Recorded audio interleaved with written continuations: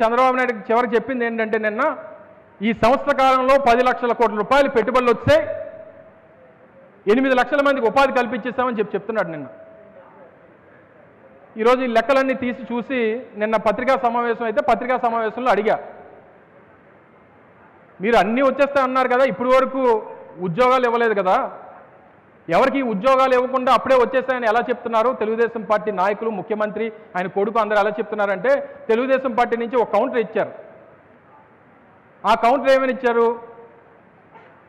పెళ్ళి అయిపోద్ది, శోభనం అయిద్ది, శోభనం రోజు పిల్లలు పుట్టేస్తారా అని అడిగాడు. ఎవడు శోభనం రోజు పిల్లలు పుట్టేస్తారా అని అడిగాడు. మరి నేను మంత్రిగా ఉన్నప్పుడు కూడా అదే అడిగాను కదా. ఏమడిగాను? నన్ను ఒక పత్రికా సమావేశం అవుతున్నప్పుడు ఎక్కడో బయట కార్యక్రమంకి వెళ్తే నన్ను అడిగారు, సార్ ఇన్ని లక్షల కోట్లు అన్నారు కదా, 13 లక్షల కోట్ల రూపాయలు పెట్టుబడులు అన్నారు కదా, ఎప్పుడు వస్తాయంటే కోడి గుడ్డు పెడుతుంది కానీ కోడిని పెట్టదు కదా అన్నా. మరి నేను చెప్పింది తప్పు ఉందా? అప్పటి నుంచి నన్ను గుడ్డు అమర్నాథ్ అని పిల్లడం మొదలుపెట్టారు. మరి ఈ రోజు నుంచి నేను శోభనం లోకేష్ అని మనం కూడా పిలవాలి కదా.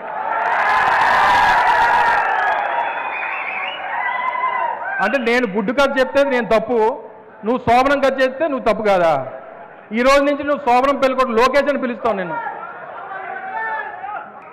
ఎక్కడన్నా ఏదన్నా కొన్ని న్యాయం అర్థం మాట్లాడినప్పుడు, ఏదన్నా చెప్పినప్పుడు చెందినప్పుడు అర్థం ఉండాలి కదా. మిమ్మల్ని ఇలా ఊరికే వదిలిపెట్టం ప్రభుత్వాన్ని. మీ